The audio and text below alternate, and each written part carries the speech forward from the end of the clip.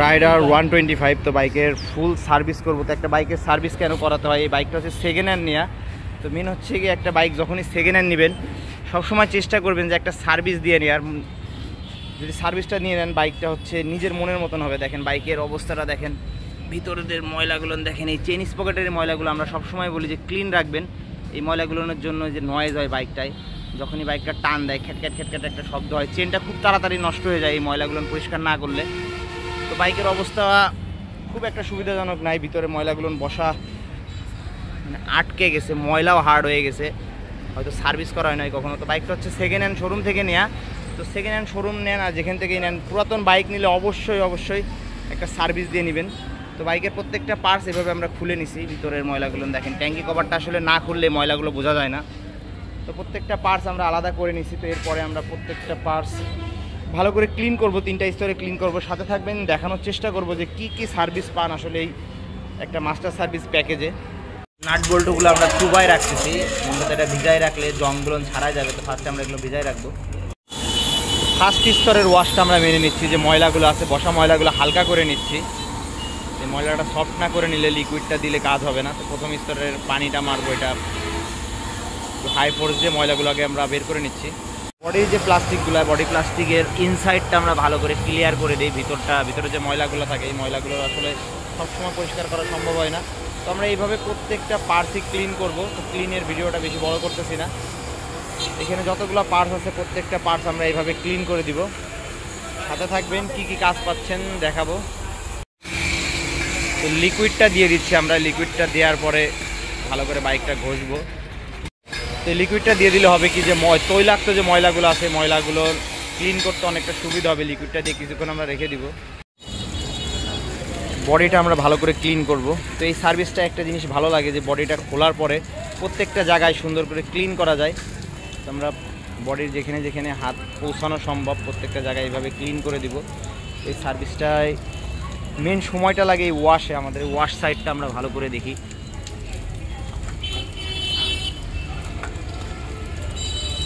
এই লিকুইডটা দেওয়ার পরে কিছু সময় বসায় রাখলে হয় কি, যে বসা যে ময়লাগুলো আছে দেখতেই পাচ্ছেন অটোমেটিকভাবে ময়লাগুলো বের হয়ে গেছে। আর ছোট করে যে ছোট জায়গাগুলো, এই জায়গাগুলো ক্লিন করতে বেশ সময় লাগবে।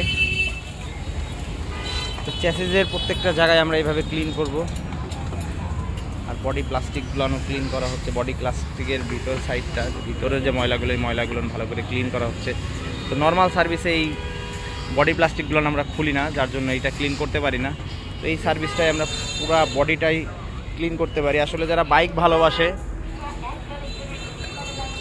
তারা এই সার্ভিসটা অনেক পছন্দ করে, কারণ যার বাইক যত্ন নিতে সবাই ভালোবাসে। তো আমরা চেষ্টা করি, আপনাদের বাইক যেহেতু আপনাদের আবেগ, তো আমরা এই আবেগটাকে সুন্দর রাখার চেষ্টা করি।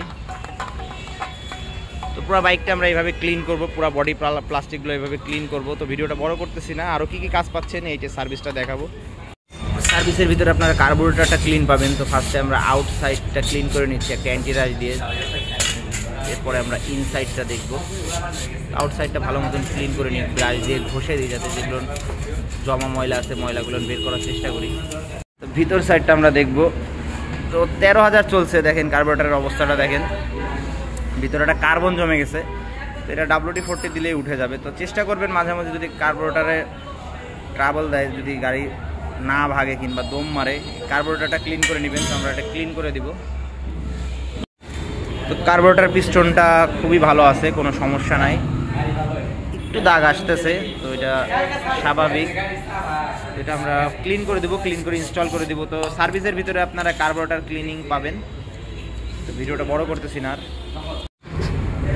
ফুয়েল ট্যাঙ্কিটা ভালো ক্লিয়ারই আছে, ময়লা নাই খুব একটা। তো এই সার্ভিসের ভিতরে আপনারা ফুয়েল ট্যাঙ্কিটা ক্লিনিং পাবেন। ড্রামটা আমরা ক্লিন করে দিচ্ছি। ড্রামে জং আসছে, ক্যাচ ক্যাচ ক্যাচ ক্যাচ শব্দ করে। তো যখনই ক্যাচ ক্যাচ ক্যাচ ক্যাচ শব্দ করে ড্রামটা ক্লিন করে নেবেন।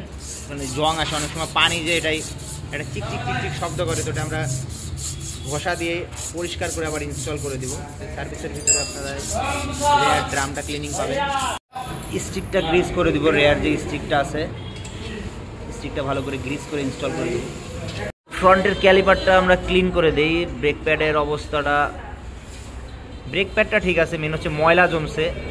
অতিরিক্ত কিচকিচ শব্দ হচ্ছে, দেখতে পাচ্ছেন যে কখনো হয়তো পরিষ্কার করা হয় নাই, মাকড়সার বাসা তৈরি হয়ে গেছে। তো মাঝে মাঝে ক্লিন করে নেবেন। বাইকটা 13,000 চলছে, মেন হচ্ছে সেকেন্ড হ্যান্ড নেওয়া, বাইকটা শোরুম থেকে নেওয়া, তো বাইকটা সার্ভিস করে দিচ্ছি। তো এইভাবে অযত্নেই কিন্তু এই জিনিসগুলো নষ্ট হয়। তো আমরা এটা WD-40 ক্লিন করবো। তো আপনারা মাঝে মধ্যে বাসায় চেষ্টা করবেন ছোটো ছোটো কাজগুলো যে কোনো একটা সার্ভিস সেন্টারে নিয়ে যাবেন। এটা আমরা ক্লিন করে দেবো। পুরো আটকাই গেছে না,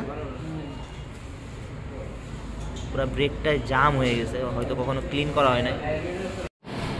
তো বাইকের মোটামুটি কাজ কমপ্লিট করা হয়েছে, ক্যাবেলগুলো ক্লিন করা হয়েছে, এছাড়াও ব্রেক শুগুলো ক্লিন করা হয়েছে। তো মোটামুটি সব কাজই প্রায় শেষ। তো আমরা এখন ফিটিং করব, ফিটিং করে বাইকটা ডেলিভারি করে দেবো।